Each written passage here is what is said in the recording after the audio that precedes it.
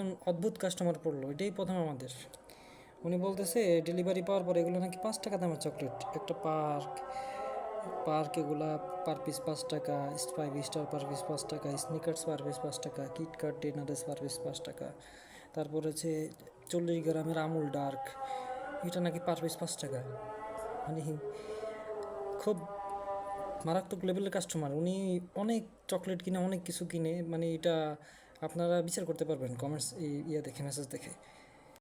পার্সেলগুলোর উপরে চকলেটগুলো কেন রেখেছে আপনাদের কোশ্চেন আসতে পারে। এই যে পার্সেলগুলো প্যাকেজিং করা হয়েছে দেখেন, এখন যেহেতু গরম পড়তেছে সুন্দর করে লিখে দেওয়া আছে গরমে চকলেট হাতে পাওয়ার পর 10 মিনিট ফ্রিজ রাখবেন। এই যে ডেরি মিল্ক টাইপের যে চকলেটগুলো, এগুলো গরমের মধ্যে গেলে হালকা একটু নরম হয়, আবার যখন এটা নর্মাল তাপমাত্রায় নিয়ে আসে তখন আবার এটা আবার আগের মতো হয়ে যায়।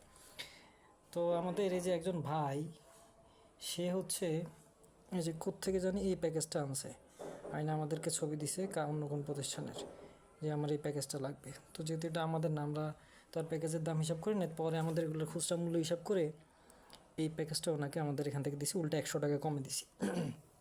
তারপর সে যখন এটা ডেলিভারি পাইছে,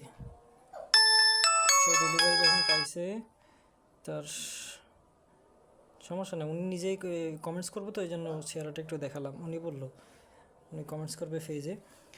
সে আমাদেরকে বলতেছে এখানে নাকি 300 টাকার চকলেট, এখানে আরেকটা আমুল ডার্ক আছে, হ্যাঁ এটা এখানে নাকি 300 টাকার চকলেট।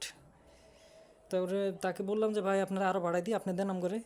এরপরে এই যে এখন গরম, তার মধ্যে এসি দিয়ে কেন তারা ডেলিভারি করে নাই, কেন এসি দিয়ে ডেলিভারি করে নাই, এটা হচ্ছে তার সমস্যা। এখন বলেন সমস্যাটা কার? কুরিয়ার আসছে, অনেকবার কল দিতেছে, ভিডিওটা লম্বা করতে পারতেছি না। এখন আপনারাই কমেন্টস করেন যে ওনারা কি বলা যায়, উনি কি চকলেট আদৌ চিনে?